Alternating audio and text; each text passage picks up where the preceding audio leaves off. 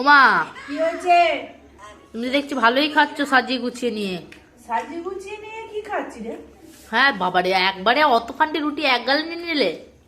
আজকে সন্ধ্যাবেলা বেশ খাবারগুলো দারুণ আছে, কি খাবার আছে শুনি? কিন্তু আমার ব্যাপারে কি এই শুকনো রুটি?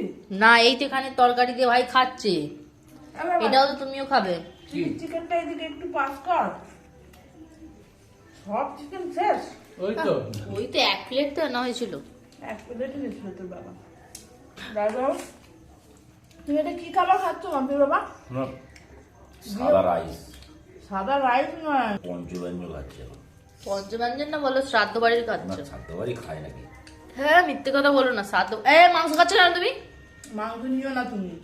এই তো বাঁধাকপির তরকারি দিয়ে খাও না, পায়ের সাথে চাল তোমার দিয়ে অয়েল খাওয়া বারণ, বেশি তেল খাওয়া। এই খাবারটা সব থেকে ভালো। আলু ভাজা। এটা লেখা আছে সুগারের, হাত দেওয়া যাবে না।